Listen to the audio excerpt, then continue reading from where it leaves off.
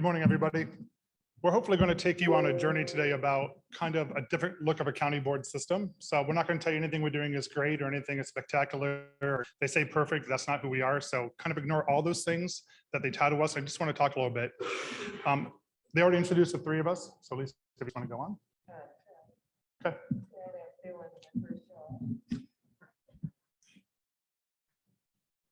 We'll let them. I'm going to talk. So I'm going to do a quick history lesson. I want people to kind of realize where the system was and where the system is today and where the system's heading. This will take maybe a minute, 2 minutes. Before 1961, people with disabilities were pretty much put away in institutions and put out of sight a lot of times. If you look at any of the videos, lest we forget, if you look at Where's Molly, if you look at the department website, there's videos showing institutions. And there are people who are not clothed very well, 40, 50 people in a room, some are chained down to beds. That's what the system looked like before 1960s. That's not that long ago. 1961, Kennedy made disabilities to the forefront. It made it public that we should start doing something with disabilities. In 1967, county boards of DD were created. In 1975, the IDEA Act came out for appropriate public education for people. In 77 is when they started talking about people with disabilities having rights in the community. In 82, Medicaid waivers came about. So the IO waiver, level one waiver, IO waivers came in 1982. In 1989, case management services used to be run by the State Department. Now they are run locally. So there's more control and you have more access to people. In 1991, the IO waivers were approved, the individual options waivers. So quick history about those. The first 2 years, you had to fill out a booklet. It was called an RBI. It was like 32 pages. You could spend weeks and months filling that out on one person. They weren't enrolling people quick enough on the waivers, and they talked about taking the waivers away from Ohio. So they did something called a 2399 and said, get people on this waiting list. And all of a sudden we went from less than 200 people on wanting IO waivers to thousands and thousands of thousands of thousands of people wanting waivers. So overnight, really, I remember being at a county board saying, get every person to sign this 2399. And we walked to every single person in the program saying, sign this form, get on the waiting list. And Franklin County went first because they got the news before us. I was Richland County at the time. We were like 2 days behind them. So, I mean, depending where you were, depended where you got on that list. In 1998, People First of Ohio was formed, and that gave people with disabilities a voice. That's the first time they actually had their own group to have a voice to start doing some stuff. In 2000, the Abuser Registry was formed to stop abuse that's out there. And also $4.3 million were added to waivers. That's when the expansion really began. In 2002, the level one waiver was created, and then the self waiver came after that. In the mid 2000s, a lot of things happened. Privatization happened, employment happened, people living on their own. Really some unique things happened in the 2000 era. I'm gonna quickly go back to 1980s, 90s. I worked in adult services, and I remember being on the work floor, and people didn't work in the community at that time. There was a handful of people, the cream of the crop, that had jobs, and there was no expectation that people could work at that point in time. What they did was piece rate work, or my favorite, which is, I'm embarrassed to say, I remember doing this as well. You get like bricks and blocks, and they take them and count them and put them in this box. And at the end of the day, the staffers would take those and dump them back in the box for the next day. I mean, how embarrassing for a person. You spend all day long, they got paid to do that, to watch the work get dumped back in for the next day to be redone. It wasn't even work, it was just busy time. So that's where the system was in the 80s. So what happened in our system is it always takes a statute or rule. It always takes something to make our system shift. And we decided in both Knox and Coshocton counties, that's not where we're gonna be. We're gonna make a shift on our own without rules and regulations. So we want to celebrate the past, but envision what the future really could look like. It's a vision full of support, where the community wants to be with you, the community comes to you as a resource, the community celebrates with you, the community does activities with you. You don't want to be that silo up on the hill. And some county boards sometimes feel like you're that silo. You do disabilities really well, but you don't open your vision to what's out here. And we're going to talk about a little bit later. The community, we want the community to partner with us, and we have lots of examples of how that's working in our area, so we will go into that during the presentation. We want there to be no barriers put up. So when you talk about a playground, and you heard this morning, playgrounds are being built, are there fences around the playgrounds, and are you building them on your property? And if you are, is that really the best thing? Or are you looking at doing things in the community where there are natural places for people to go? So we're gonna talk a little bit about that. We want to talk about employers. So we want employers to be excited to hire people. So things that are happening right now in our county, there's so many people working.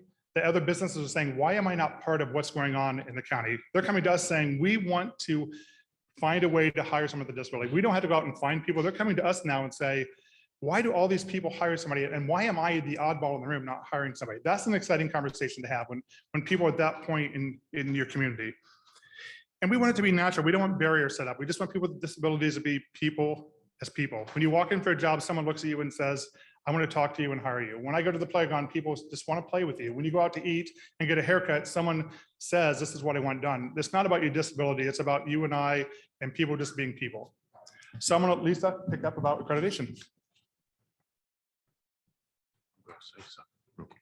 Just this is for the folks on Zoom. The chat is available, so if you have questions out there on Zoom land, put them in the chat box and we'll address them at the end of the session. Thanks. Today was a rousing morning keynote speech. I found it very invigorating. And to say the least, I have a passion about what I've done in my lifetime, in my career. And the number one thing I appreciate the most that I've ever done is work at a county board. I got the fortune to work at 2. And the experiences were vastly different, but they set the tone for my work. And then I got a job as an accreditation manager.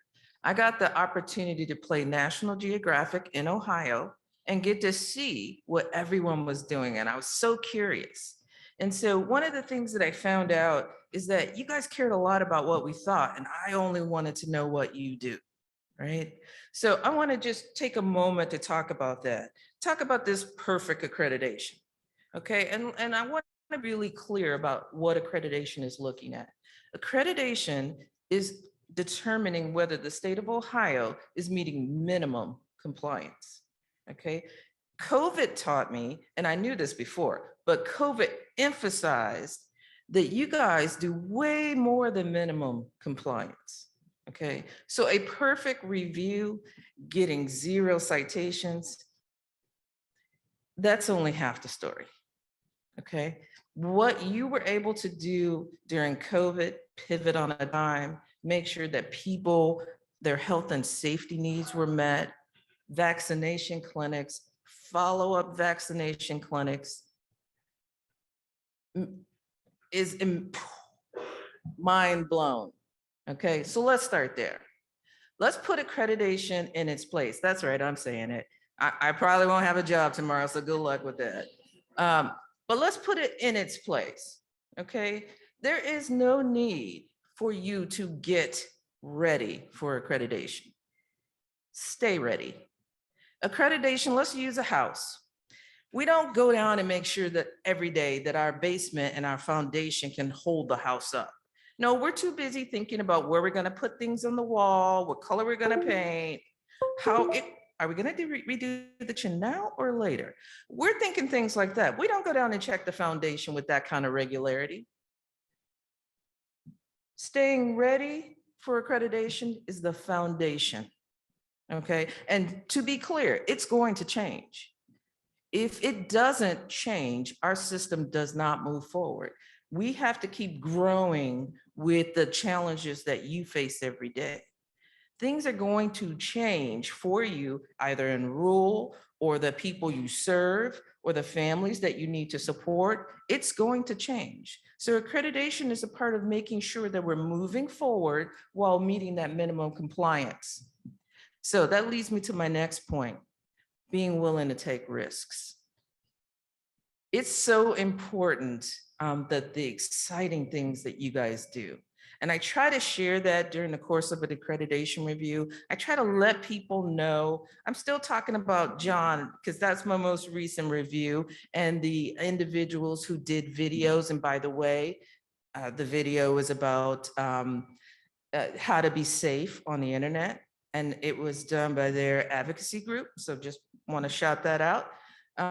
But be willing to take risk and move our system forward. I started back in the 80s when we had folks at a workshop and that was what they could aspire to. I started in the 80s when kids had IEPs with the hope that someday they would be able to attend the day program. We're not talking about that now. I met a guy in a county and I'm standing outside with him and I asked him, hey buddy, who's gonna come pick you up? He goes, that's my car over there. I'm just gonna drive myself to work. change. It's happening. And we have to be willing to take risks to move families along. COVID made us really take that hard right turn where we started talking about technology like we'd never have before. We knew how hard it was to get to a 5:30 meeting for a family. They still had to worry about the other kids and dinner. We knew that, but we'd still try to get there as early as possible to have that meeting, right? Well, now with technology, families don't have to leave home. They can do it and supervise their family, okay? Connect to your community. So I wanted to say something about the Knox County Board. We wanted to go in and see the services that they provided. Steve harangued us until some of the team members showed up. So myself, Kelly Miller, and a couple other folks, we actually came to the county board. And we had this entrance conference where we typically learn about your county. Well, Steve and those guys left the room. So now we're in there with these community partners and we're going, okay. And now these community partners start to tell us how the Knox County Board connected with them and how. And they gave specifics. So they really talked to us about the services and connections that they made with like groups of people, when their transportation needs and concerns and services. They talked to us about how they fought for meeting space. And so they kind of worked together as they moved out into different cities in the county. They talked to us about their programs. And then we got to see some of those later. And I'll tell you, they were pretty exciting. Then Steve tortured us and made us go to a program in the community. And I say tortured us because we didn't know he videotaped us at the time. And then when we saw the videotape, our staff also saw it too. So it was a little embarrassing. But you know, he pushed us to do more and be more while we were there. Yes, I've done a video for one of Good Eats. And I won't say it's my shining moment, but I was encouraged to be a part of something that the county board was doing. We also talked about casting a wider net. So I could go on and I'm trying to follow this closely because I could talk about this a lot. When we talk about people being a part of the community or going into the community like it's some special place, the thing that I saw in Knox County was the community was all I saw. The board kind of disappeared and all I saw was the community. And, you know, I've been to county boards and there are a lot of times where you can feel the energy about the agency. You can really see the staff. They're not really pushing away from you and not wanting to talk. They are willing to talk all about as much as you can learn about the county. So one of the things that I didn't see when I was in Knox was the county board of DD. What I saw was the community. What I saw was every effort to have people take their place in the community. There wasn't a place you went to. It was all that was there, was just the community. And it was it was life-changing for me. I now have a new vision of seeing what it could be in the future, how we can be a part of the community, how it can just be community. And oh, by the way, here's some people who do some supports. So when we talk about casting a wider net larger than the disability-based services, how many times have we taken a van of people to a special event? How many times have we taken a trip to the zoo or we've gone on disability night to somewhere? How many times have we done that and thought that that was okay? And it was, for the time, it was perfect. It was perfect for the time because we weren't getting out before, but now we're ready for a new vision. We're actually ready to start to see that people, we see them in the community. We see them at the grocery store. They could be with their staff or with their family. We're saying hi, we're saying hello. They're telling us what we can do for them better. They are saying they want different opportunities. I talked to a guy and I told him I saw his video and he says, yeah, I'm kind of famous. And I go, well, don't, you know, that's cool. He goes, people talk to me at the grocery now, you know, I just try to handle it. I thought it was, it was a great conversation. And he was telling me about how his life changed, how he feels more confident. And so he started another group that he wanted to do because he felt more confident. So I can't say it enough. We really don't want you chasing that perfect accreditation review. I'd rather you be imperfect in the passion that you have trying to meet minimum compliance. We can help you with that. I know it's kind of like a colonoscopy. We'll help you with that. Okay. But I'd rather you see you chase inclusion and really try to encourage people to share their voice, to speak up for what they want, what they desire. And then, as we learned this morning, not waiting for them to stop speaking so we can say our points, but really hear what they have to say. And then try to lean into that and see how we can make it work. A lot of times people see the rules as being in the way, and I just see them as being the floor. They're just the foundation of how we start. It just makes it a little more consistent in how we assign the money. But at the end of the day, it's the stuff that you guys do that's above and beyond, that drive families, that drive individuals, and it helps us make that next step. So I'm going to stop talking because other people are here too to talk. So I'll give them a chance to do that. And we'll go with you, Andrew. And by the way, since Lisa mentioned it, if you want to see those videos that she was in, our website, our YouTube page for Knox DD, you can go there. It's worth the trip. Not right now, not where we're talking, but later. When you go to the quiet room that you need later, you can look it up. It'll be worth it for sure. Well, for me, so much of this conversation is really about just trying to remember what drew you into this field. I mean, really trying to go back to the core of the identity of what started you in this field. And I know for sure that was the big paycheck and the low stress, right? I mean, that was what really brought you to this field, right? That's certainly why you stayed anyway. But for me, so much of the conversation is really trying to get back to that core identity. I mean, you got into this field because you wanted to help people. You wanted to move families forward. You wanted to match needs and resources. You wanted to be a part of a team. You wanted to be part of a community. Nobody got into this field because you wanted to be compliant, right? Did any of you wake up and say, you know what, I really want to be compliant today? Maybe if you're like me, before you got into this field, you may not have even known what Ohio Revised Code was. We should have enjoyed those days more, right? Don't get me wrong, right? We've got to be compliant. It is a legal standard, but really that's not where the joy and the passion in this work come from. That's not where the motivation comes from. That's just the basement standard. I mean, that's just the bare minimum that we need to do. But where do we draw the passion for the work that we do? And for me, and many of you have been in this field a lot longer than I have, some, maybe even longer than that. But, I think it's always a journey to go back to those first moments when you got into this field and reminding yourself, why am I here? Why am I doing this? What's the purpose? What's the passion? Nobody wants to be compliant. When you get to your retirement day, and I know many of you in this room are counting down some of those days, I've talked to you, you don't want anybody in the back of the room to stand up and say, you were compliant, congratulations. You want people to get up on those last days to talk about how you move lives forward, how you changed the trajectory of a family, how you inspired people, how you motivated people. That's what all of us want on those retirement days. And nobody wants just to be compliant. When you really put relationships in the forefront, when you really push relationships to where they need to be, everything else really flows out of that. And that's kind of what we're talking about today. Maybe you've had an opportunity, if you've ever studied photography, or maybe you're an artist, you've taken some painting classes. A teacher might often break down a landscape picture or a photograph this way: the foreground, the middle ground, and the background. Really, it's about perspective. It's just a matter of figuring out as an artist, as a photographer, what story you want to tell. What's the thing that you want to draw the eye to? What's the story that you're trying to convey to your audience?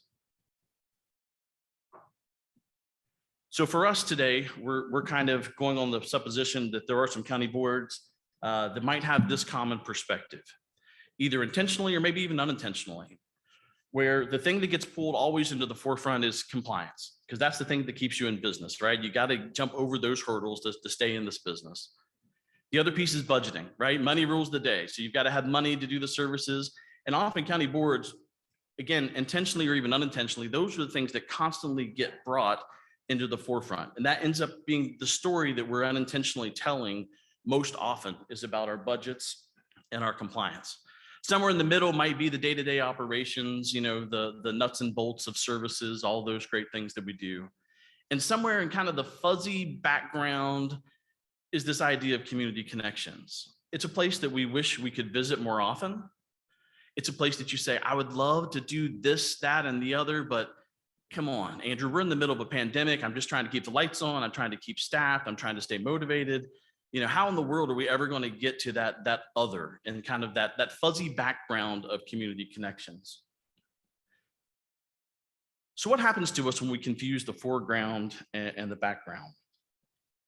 One of the things that, I often did before I came into this field, I was a mental health case manager for children.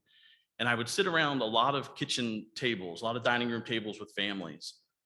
And we would go through their priorities. What are your goals? What are your priorities as a family? What's the thing that's making you tick? And what I began to realize is even a family that's in crisis, they were pretty good at saying the right things about what their priorities were. But often what I found was that sometimes there was a disconnect between what they kind of said they were shooting for and then day to day, what was actually happening in the choices and decisions that they were making as a family. So one of the things that I would challenge families with is that we would kind of go through their priorities, and then I'd say to them, okay, now get out your checkbook and get out your calendar and work backwards. See if how you're spending your money and how you're spending your time actually tells the story of what your priorities are. Because sometimes there was that disconnect. It's the same with organizations. There's times whenever, again, we go back to budgets, we go back to compliance, and we say we're doing these other things. Our annual plan might look really good. It might mention all of these things, but, do our budgets, do our invoices, do the way we spend staff time, our TCM, our productivity, all those pieces, do they tell the same story that we have tried to tell with our annual plan? Or is there a disconnect between what we're kind of aiming for and what actually happens often in day-to-day space? Sometimes we mix up the foreground and the background. Can you go back to start real quick? This is an example of something called forced perspective in photography. Basically, it's where it kind of tricks your brain into thinking, confusing the foreground and the background. And that happens sometimes in organizations. Again, often unintentionally. But what is the thing that you spend the most emphasis on? If I talk to your staff, would your SSAs, would the first thing they say be about productivity? Would they say, well, this is my number? Or would they say, this is my job, this is my work, this is my motivation? Getting to that other space is really crucial in kind of making all this flow together. So what we're kind of proposing today is really, inverting this. We still need to be compliant, that's going away. But what we're saying is if you bring community connections constantly into the forefront, if you work really hard to make sure that the conversations that you're having on a day-to-day, minute-by-minute basis in your organizations, good things happen from there. People get more motivated, people suddenly have ideas, people are suddenly volunteering. It's not a perfect world, right? We still live in this reality of a pandemic, we are short-staffed, all those things. But what we found is whenever we brought communities into the forefront, it reminded people why they did, why they're here, what was important to them when they got into this field, relationships and community. So for us, to start with community connections, then everything else flows from that. That's how you're going to set your budgets because you're going to be concerned about the community. It's going to flow very naturally then. You're going to talk about compliance in a different way. The thing about compliance is it was never really meant to be a standalone piece. Compliance is really all about being seen in the context of real life, real people. It never should be an end in of itself. Compliance shouldn't be just a destination. It should really be part of the journey. You should always be seen in the context of real lives, real people, real families. That's what quality assurance is really all about. To do compliance for compliance sake, to get to the end of the checklist, just so you can get to the end of the checklist, that's not really helping. What's helping is really pushing and bringing all of those relationships in the community to the forefront. That's going to be the lens through which you see your work. And that's going to be the lens that's going to really give power and motivation to the things that you do as a county board.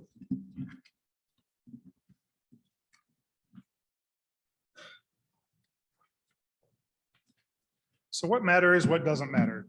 Things that matter to people, and if you're like me, your health and safety is important. Vacations are really important. People like to do vacations.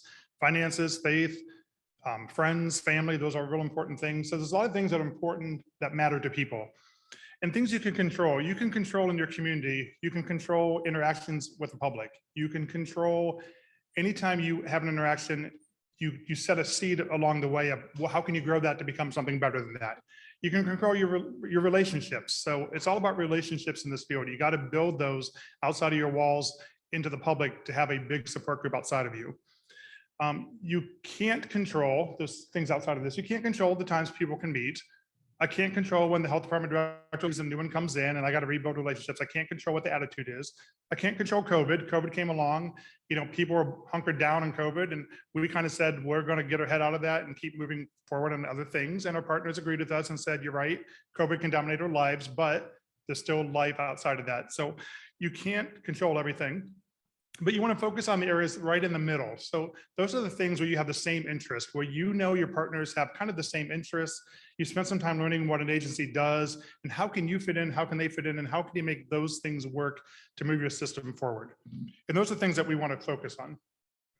So strategic planning was weird for us this year. We do lots of different things. We don't pay somebody to do them, we just do them ourselves. This year, we wanted to focus on transformational experiences because we think everything's about transformation and an empowered community. So we landed on 6 areas: inspire, mentor, serve, learn, include, and celebrate. And I'm going to go through these and give you just some examples. So I'm hoping when you leave here, you can kind of go, I can maybe do this in my county. I never thought about that, but I'm hoping there might be some things in here you kind of trigger something in your head to go, here's something different we can do as a county. So inspire is 2 things. You're inspiring individuals to be successful and you're inspiring your community. So think of an individual service plan. What is a service? That's when you take your car in to get new tires put on. That's a service. My furnace breaks down, that's a service. Why do we have individual service plans? We think of more of them as individual success plans. How do you make someone successful? When you talk about people, what is in that plan that brings that success and that joy to their lives? It's not about just the services and the compliance and things you have to have, and that's what people focus on. You've got to have a good area about those successes and how to get people to that next level. So that's one area. The community also, it has to be natural. So you're creating opportunities, and I said planting the seeds along the way to get the community to buy into you. So mentorship is really important to us. You have to mentor people. I had a mentor, which was Randy Beach, and I'll say Randy was a great mentor. When I had a big PR issue, I pick up the phone and say, Randy, should I respond? Should I not respond? And he walked me through day 2 of my job. When I walked in with no superintendent in the building and planes were flying saying fire the superintendent, like that was stressful, not knowing what to do, but Randy just said, let's walk through this. So it's good to have a mentor. So we think having mentors is important. So I'm gonna use Jocelyn in our county. She has visual impairments. And typically my SSA would go to a conference, learn about visual impairments, or talk to BSVI or someone to learn about them. Jocelyn decided to go herself, went to a conference out of state, learned about her visual impairments, learned then what she could do. So she got remote technology in the house, got her house set up for everything she needs. Then from there, she was able to get her own. It wasn't the county board doing it for her. We were the back seat to that. It was her taking her life and making all the right decisions to be successful. If you meet her, she is awesome and has done some really great things. And those continue to grow every time I see her. Job placement. So a lot of times job placements, we talked a little bit about it. We have a bank in town. They're a pretty big bank. And I was in a meeting and people were talking about employment. And I said to the president, why do you not hire someone with a disability? And he goes, I don't know. I'm like, have you considered it? He goes, well, they can't be tellers, can they? I'm like, okay, let us come in and look at your business and figure out where we can fit into your business. So our employment person went in, day later, and individuals working there. That's all they talk about. He was on a billboard recently with this photo of the bank. I mean, he's just like a typical employee of the bank, which is really kind of cool. We have a guy at a car dealership. I mean, he fits in. They took a trip out of state. He got to go. They paid for him to go. They stayed overnight. They don't treat him any differently than you and I. They harass him as much as he harasses them. So it's kind of fun to watch that relationship. He's not a disability. He is an employee, which is what we want to see. Internships are important. So we always try to create local internships. So businesses are places we can do an internship to learn some new skills. And we have a couple people doing computers. So it's hard to find computers and hooking people up in the computer field. So we found someone who did computers that worked with our individual who wanted to do computers. They found out that our individual actually probably knew more than the guy that was teaching him, which is kind of fascinating. And now he's looking for a job in the computer field. We think that will happen. But again, that internship gave him the confidence and gave the business the confidence to say, wow, this can be a really good match for us. High school students and college students, we'll talk about college in a little bit, but high school students, there's always ways to pull people in. We have a career center. We also have a school in one county. So the kids come over and spend every day with us in the preschool, school age classroom in hopes that they want to stay in the field, do something in the field. So we try to get them early enough to learn about disabilities so they're invested. They also do things when we have events, they want to participate in those. So always trying to connect people back to us. When the mayor in our town had a committee, they were doing stuff about sidewalks, they were doing things about visually impairment. They actually called the county board and they asked for the lady I mentioned before, Jocelyn, said, can you give me Jocelyn's number? We want her to sit on the committee with all the other public agencies to help us figure out accessibility in the community, to help us figure out where crosswalks to go. That doesn't happen typically. Normally they would call me and say, can you come sit on a committee? They didn't want me on the committee. They wanted her to sit on the committee. That's the places I think we need to continue to get to. When a civic group is looking for a speaker, Kiwanis and Rotary, they don't call me. They call the individuals and say, we need a speaker. Can you come speak to us? Again, I think that's a place where we want our people to go to. Ways to serve the community. Are people involved in civics clubs? If Rotary, Kiwanis, Eagles, that's where the players of the players in the community are. Your business people are there. That's where people are at. So if you don't belong to them, and I don't because I work in 2 counties and I'd be tying every Monday and Tuesday up doing those meetings, I just make sure I attend. Individuals go to those, but really that's where the people are. So they know about DD, they know about what we do, and they want to be partners with us. We also want to give back to the community. So we feel it's important when you have an opportunity to give back, we give staff the time off on work to do that. So it might be painting up the Salvation Army. We had a United Way event. It was called the Born Learning Trail, which put signs up that talked about, here's a shape. So a parent could talk about, here's a red circle and it's painted on the ground. So we painted all these things in the playground with signs. So a family would go out with the kids saying, find the red circle. And the kid would point to it. But it's a whole learning experience for kids birth to 3. Again, our staff spent 2 hours doing that. But I mean, the press out of that for disabilities, just for our board is amazing, but individuals can do that. We can do that. People want to be a part of doing something like that. And again, I think the more opportunities you have to do that, the better off you are. We had a celebrity omelet dinner, which sounds really strange. Who wants to cook? We have 8 stations with omelets made up. We had 2 stations with pancakes and drinks. And we asked local celebrities to come in and actually cook meals for people, for the community. And the first year I had to beg people to come in. Year 2, people were calling me. Year 3, I've waiting list of people who want to cook. The mayor's there with the commissioner, with the United Way, with the chamber, with 3 factories, with the police, with the sheriff. They're all cooking. People with disabilities are all cooking at the same time, interacting, learning about disabilities, talking to families. They get some PR out of it. It's a very natural place for people to gather around in a circle to learn and feel comfortable with each other. I remember people attending that event saying, because there was a lot of people with disabilities who sat in the corner saying, I don't know what's going on here. And I saw the parents come back the next year sitting in the middle. And I said to them, you were here last year. Like, yeah, we were scared last year. We felt so comfortable after this event. We want to be part of what we felt in that room. Advanced learning. So you can always learn. So we are going to do some more online training for providers and families. And some of that's very simple, just around, it could be diagnosis, milestones, technology, but we just want to make sure there's always accessible trainings for families. Nobody has time to come in. We ask families all the time, do you want training? Yes, we do. Here's a list of 50 things you want. You schedule it and 3 people show up. So we know time is valuable, but they do want the training. So online just makes more sense to us. An outreach campaign. So we did Help Me Grow. We actually administer that in our county, birth to 3. We called community members to come to the table, and it actually was over Zoom because of COVID, and had a conversation about what is Help Me Grow. And our goal was any kid who got to kindergarten should not have a delay or not have been seen by some agency. And if a kid gets to kindergarten and hasn't seen some agency, Head Start, Help Me Grow, early intervention, there's some issue with that. So when you start having that discussion with people in the community, then they come back and say, you know, you really need to put this out at a bar, because when you're at a bar, somebody might be drinking and they might see this photo, and then they might think about sending the kid to Help Me Grow. What we want in people's heads is if a kid is 2 years old and a kid's not talking, that's not normal. And if a doctor says, you know, a kid may not talk 3 or 4, that's not normal. Call Help Me Grow program. We're going to help you. That outreach campaign became so big for us. Our numbers have skyrocketed, which is good and bad. And we've had to add staff, but the number of kids coming in and the people talking about at Thanksgiving dinner to their cousin who has a kid who's not walking, I know of this program that can help you. I mean, those are the things that connect, the community connects back to us. We're doing nothing with that. They're doing all the talking for us now. Technology, we're working on getting technology into the homes. So for providers, we want every provider to have at least a tablet in the home, know how to use it, know how to do Zoom calls. When we have ISP meetings, that they can actually zoom in on an ISP meeting and be part of that meeting. while they're on work time. We feel it's very important that we have that connection in the homes. Cooking. So as we said, we have a program called Easy Eats. We videotape it. It's on YouTube channel. Lisa was one of the great cooks. I was one of those great cooks. It was teaching people about cooking. And what I know about cooking, I'm not a great cook. I'll start there. I've watched the videos and learned how to make things. There's several recipes. Mine was really about knife skills. So it was like how to do fruit salads, which is all about how to use knives, how to cut, but they keep advancing up. So what happens is parents use them, providers use them, they do them together. Communities use them. I've seen agencies use them at their events when they're doing stuff. I've seen them at, and agencies are going to use it at their staff training to do something fun. So these YouTube videos can be shown anywhere, but they're fun. And in the video, we have a preschool classroom doing one. Lisa's done one. The mayor came in, who's hysterical on Coshocton. I mean, he's so inappropriate, but it's a great video about cooking. But people like those and they learn from those, and we see skills advancing.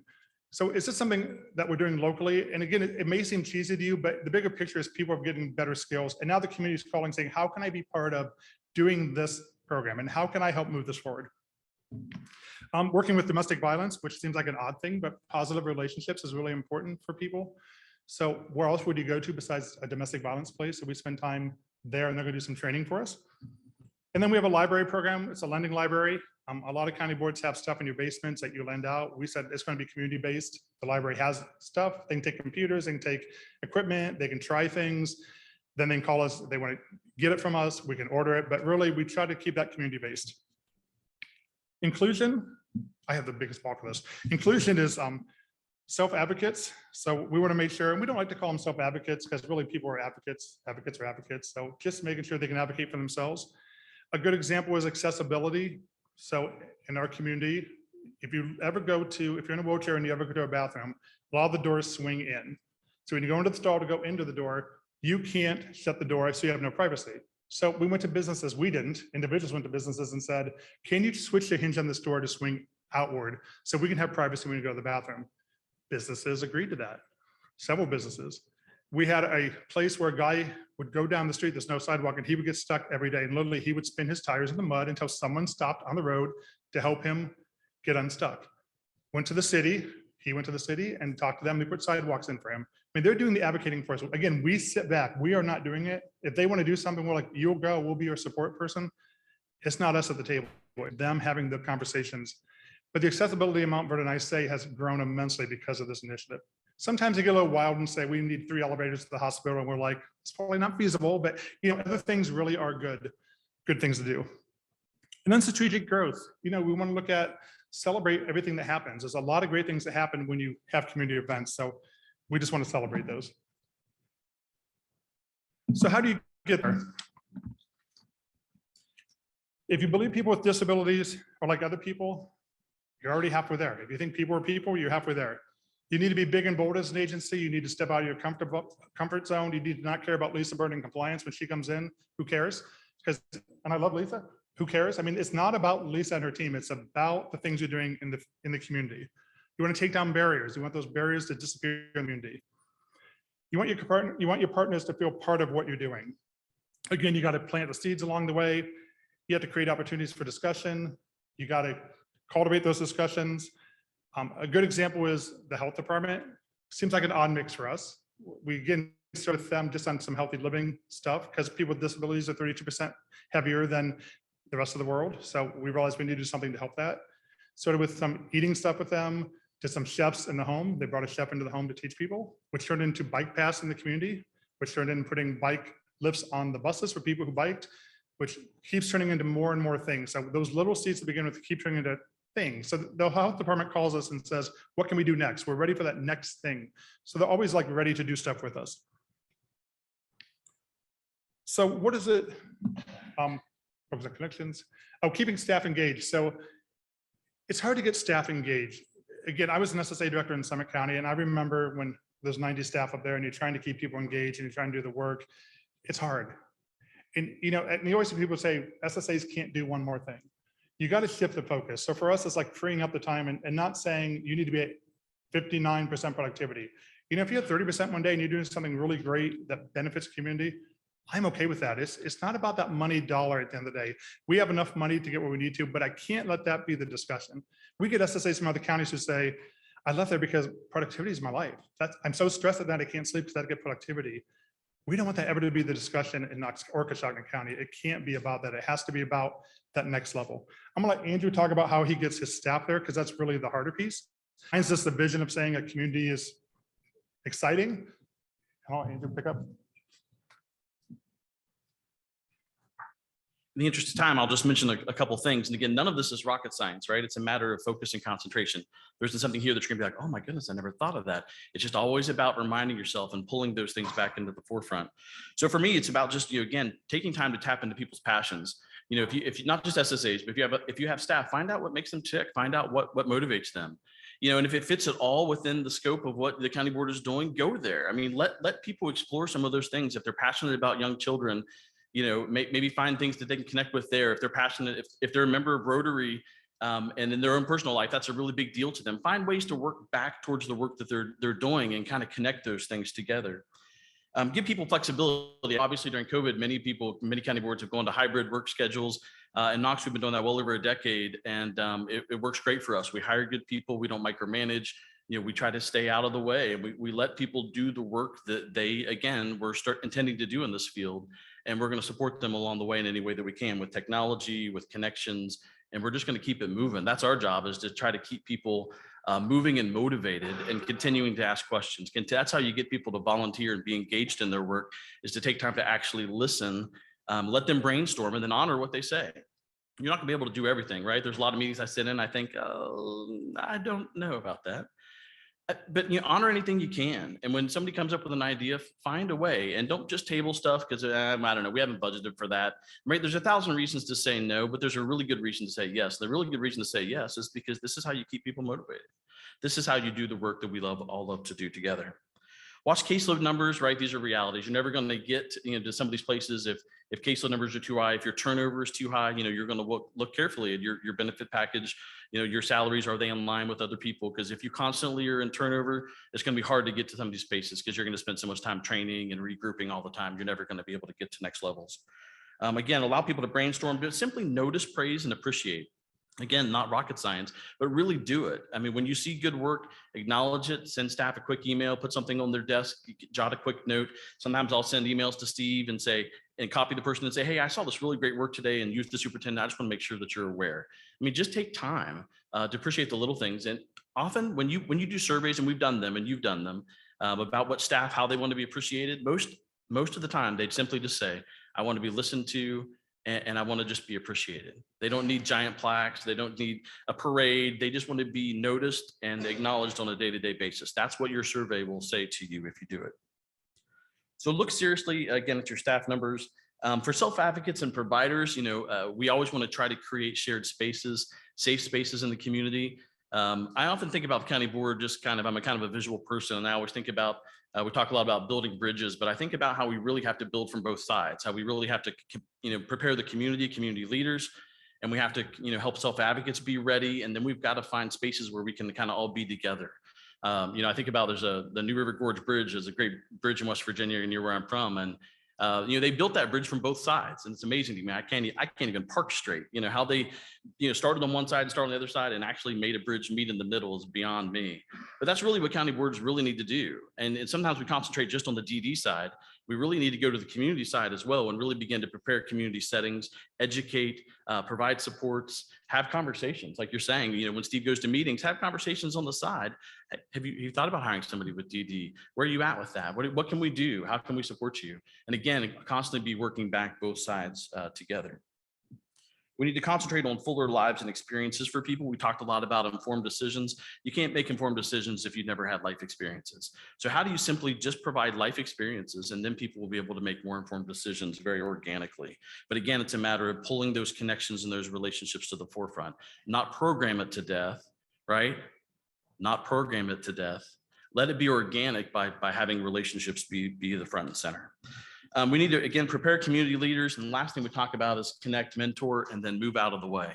And this is something that I really am passionate about, because like Steve said, I really think that county boards need to get things initiate. We need to help people understand, and then we need to move out of the way. And so often when something's successful, it's tempting to stay in the spotlight, right? It's tempting to run a good event and do a great thing and be in the paper and then keep doing it. And then 20 years later, you're still doing it. And it's still the county board event. It's still the county board thing on county board property. But if you always do what you've always done, you always get what you've always gotten. And so for us, trying to find a new way to step out of that spotlight and letting other people shine, it's been something that's been very intentional. We do it kind of a lot of different ways, but it's been something that's been intentional for us. Here are just a couple quick examples. Lisa and Kelly saw this event. This is BAM, stands for Bodies and Minds, and maybe you do something similar in your county. This is a partnership with a local university where it started kind of through Special Olympics. We were using gym space, student athletes at the university were volunteering for Special Olympics. Then it turned into something we call Bodies in Motion, where people were working out together. COVID came, we couldn't have big groups together, so we kind of transitioned this to an online platform. Individuals are involved with the planning, with the taping, with recording, with being active. One of the things, probably the best compliment I heard from Lisa is she says, it didn't feel like a DD event. And that was like music to my ears, because it just didn't feel, and I can't even describe all what that means, but you know what I'm talking about. It just didn't feel like a DD event. It felt like community people just getting together and supporting each other and being more healthy, whether that's our local staff, whether that's individuals, whether that was college students. Everybody had on level footing. Everybody had a seat at the table, and everybody had a voice that mattered. So this was, again, something that's just a work in progress. It builds every year. We try new things. What we learned through this is we need to continue to work on technology infrastructure. We need to continue to try to find more accessibility for people. If we're going to do things in the online world, we've got to work really hard on building that infrastructure. So we're continuing to grow and change even in this event. The next is the 5K. I love telling this event because it's a great story of, again, initiate, mentor, and then get it out of the way. So in 2014, there was a healthy living committee among our SSAs. And we decided that we were going to be done writing prescriptive things in ISPs. We were going to quit putting those crazy things that we did of a 2,000 calorie diet and this and that and the other. Nobody wants to hear that. I mean, get out of here with that. I don't want to hear it from my doctor, right? I mean, that's the truth. I want to figure out how to be more energized. And so we said, what can we do to get people involved in positive ways and not just write a bunch of language in their ISP that's going to dictate how they're supposed to live their life. So we weren't going to settle for that. And so we wanted to do something. We started the 5K. The first year, it was pretty small, wasn't very integrated, a lot of individuals, providers, some community. Over the years it grew. We connected with our local high school, their cross-country teams, a lot of community members. They grew in scale, and it turned into this really great event. Early on, we saw this as a give back event. We weren't raising money for the county board. We weren't raising money for Special Olympics. We were raising money for another community partner. We were putting our time and effort in to raise money for, helped by a canine for a local police department. We worked, raised money for domestic violence, for a food resourcing company. There were lots of ways that we would spend that resource and help another partner out along the way. The best part about this is the last couple of years we've worked with Habitat for Humanity, specifically with the idea of handing this project off to them. It began to be in scale way too much for our staff. And so what we realized is this needs to find a place to land in the community. And so Habitat for Humanity now has officially taken over this event. Still tons of people with disabilities there, lots of community members, our staff are there, but this isn't something that this rests outside of our umbrella now. We started it, we got it going, and then we found a partner in the community that could continue the work. We could be a support, and then we're going to take our resources and circle back and figure out what else we can help create that needs to be in the landscape of our community, building that bridge back from both sides. Couple more quick examples. First Fridays. So our community has a First Friday now. We never had a kids area at First Friday, which is really odd. So my PR person said to me, why don't we take the whole downtown area and do stuff for kids? I'm like, are you serious? She's like, yep. So it happens every Friday, first Friday of the month. It was kind of nice. We had outreach there. We had local people there, different agencies there. Providers came and had tables set up. The board was there, had tables set up. Our Action Club was there. Had tables set up, and it really was all about interacting with the community and doing fun stuff with kids. We did tie-dye shirts one day. They made tie-dye shirts. Kids got to take them home. We paid for the shirts. They weren't expensive, but people got a memento, and people talked about the board. We got referrals from First Fridays, which is odd. That wasn't our purpose. Our purpose was just to have exposure and get people interacting with each other, and people were interacting and having a great time. So a good event to have. It was crowded. That's what we like to see. And now, because of that, the university wants to take over our area because he wants to build that even bigger. The university was part of our event. They had volleyball students and basketball students doing some activities as well with us. So again, all integrated. Playgrounds, you heard today, a couple of counties do playgrounds. I'm gonna make this quick. If you ever have an opportunity to do a playground, jump on it. It's great PR for you to begin with. It's kind of like Dolly Parton Imagination Library. If you have a chance to put $2,000 for that program, you know, 78% of kids in Mount Vernon get books birth to 5 in the mail for free. When a levy comes on the ballot, I said, do you have Dolly Parton? Yeah, we help pay for that. People are like, oh, that's a great program. It's not DD related at all. It's just something we do that affects the whole community, which also affects people we serve. So playgrounds, this started as a company gave us $10,000 to buy a piece of equipment. We sat down and said, well, let's just build a community playground. Dumbest thing I've ever said in my entire life. Let's community playground.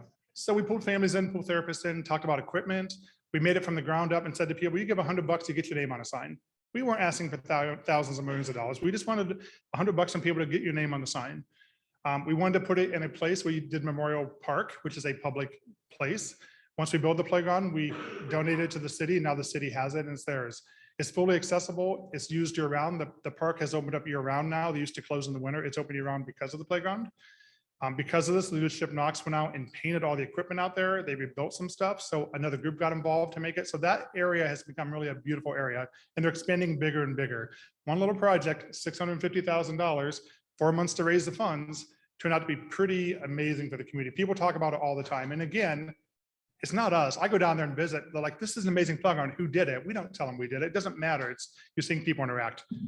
So again, get involved in places that don't always make sense. So what does this look like, feel like? It's up to you. When you're here today, you can walk out of here and say, we already do all this stuff. Or you may take something and say, what can we do to make a shift? And I'm gonna leave that up to you, how you wanna make that work. Accreditation real quick. This was 3 years ago, our accreditation. We always have fun at them. We did Red Nose Day, which is about child poverty overseas. Accreditation team was there and we just started the opening at that point in time. And I said, I want you all for a minute to put on red noses because I want to talk about child poverty and why that's important. The whole team did it. In the front is our sheriff. We have United Way in there. We have the health department in there. We have the prosecutor there. I mean, people in the community came in just to be part of something weird, but it was good. That was our accreditation 3 years ago. Fast forward to 3 years later, our accreditation, Lisa said it, were the people at the top: domestic violence, a university, chamber of commerce, mental health, a factory, and Head Start. What do those 6 people have in common? Nothing. But for an hour and 10 minutes, I told Lisa, this is either the dumbest mistake of our lives or the best thing we can do, have people talk about us. An hour and 10 minutes later, they were still talking about the county board. I thought it was going to last 5 minutes. I didn't think they knew enough about us, but they just all kept feeding off each other. I still to this day don't know what they said. Lisa fills me in on bits and pieces. I really don't know. We did not feed them what to say. We said, talk from your hearts, talk about passion, talk about what you see, but that's what we want you to talk about. We're not going to tell you what to talk about. It really was, I think it was life-changing in a lot of ways for all of us. So when you think of accreditation, I'll be honest, when you get your sample in the mail, you are allowed to say to the accreditation, we would like to change our sample. That's an unknown secret. I've said it for years to Lisa. I want to give you some innovative stories to see. The last sample I had, it had some people that weren't very exciting. I said, I want to give you 10 names. You can add more to my sample. I don't care. If you want to do 3 or 4 people, I don't care. But I want you to see some innovative people. Lisa's like, okay. So she picked people out of that sample and they saw them in our sample. So don't feel like you can't change your sample when you get it. They're fine with that. If you want to change your sample because there's somebody in there that doesn't make sense, do that. If you have an old plan that's horrible and you're doing something creative, ask if you can switch. That's okay to do, but I don't think people realize you can do that. SSA roundtable quickly. So when we did the SSA roundtable, it makes me laugh. This is how they start with us. So tell me, how do you become president of Action Club? And do you have elections? And I stopped and said, okay, that's not the game we're playing here. Let's talk about Jocelyn, the first lady who has a visual impairment. She talked about her journey in her life. The guy in the middle works at Flappers, a bar. He works at a bar every day. He is like the norm of Cheers. Everybody knows him. Everybody walks in. Derb, how you doing? Derb, how you doing? His connection is that bar that he works at 2-3 hours a day, but it's natural. He worked at McDonald's a day. He actually quit in a half day. He hated it, but it works for him. So his community is that little job he has at Flappers Bar and Grill where he gets to meet people and nobody gets to know him. A theater company, I mean, individuals are involved in the theater. We have nothing to do with that. They act on stage, they're performers on stage. Again, the community has accepted to make that happen. And then Zoom calls, we do a lot of stuff with paint parties and things on Zoom calls. And then the SSA roundtable, Andrew. Yeah, we're getting close on time, so I'm gonna just say one thing. Just make sure you're talking to let them share their own story. Don't coach SSAs. Say what do you want to share about your work, your department. Use it as a good time to review, but let people speak openly, freely. Don't be in the room. Let them do their thing. Let them talk about the work that's important to them. And again, get out of the way. But I want to make sure I leave time for Lisa to share some final thoughts. Okay, quickly, my final thoughts. Be creative, talk to us. We're here to help and support you. We're here to help you do the work that you do. We're here to validate the basics, which we know is the minimum compliance, but we're also want to be there for you. We want to recognize county boards that do well. We want to tell you about why they did well. And luckily we were able to do this. It wasn't really about the whole scenario of minimum compliance. What we saw was the amazing things that they were doing beyond that. One of the things that I commented on, and I want to make sure I mention now, is when I went to see the playground, the first thing I noticed is there wasn't a fence around it, which means it invited people in. Anybody could go in there. And so they told stories about older family members who were bringing their grandkids in and being able to play with them. And then also playing with other kids who were there and everybody feeling included. I was really mesmerized by that because I think a lot of times we forget it's those little things, those pickup games, those things that happen on the playground that matter. I wanted to tell you, pay attention to that kind of thing, the thing that only keeps people in or keeps others out. That's huge. Talk to me. Again, I don't know how long I'm going to be doing this job after today, but talk to me about what you need so I can support you. Talk to me about your questions, concerns. I'm able to help you. If you're doing exceptionally well, I'll tell you. If you need support, I'll tell you. I have a problem. I don't have a filter, so I pretty much say whatever I think.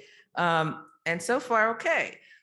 So I'm gonna talk to you realistically, and my role is to help you move forward. I'm gonna spend the whole day telling people, hey, don't pay attention to me.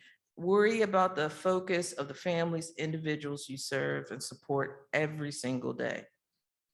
You guys do an amazing job. I'm so proud to be a part of your agencies when I'm there briefly. So, Randy. Thank you, everyone. We are out of time. I think I can speak. They'll be here if you have questions. So please feel free to do that. All of you out there in Zoom land, thank you for being a part of this. This is our first time trying a hybrid. Let us know out there how that worked for you. We'll see you back here at 1 o'clock for the next session. Thank you.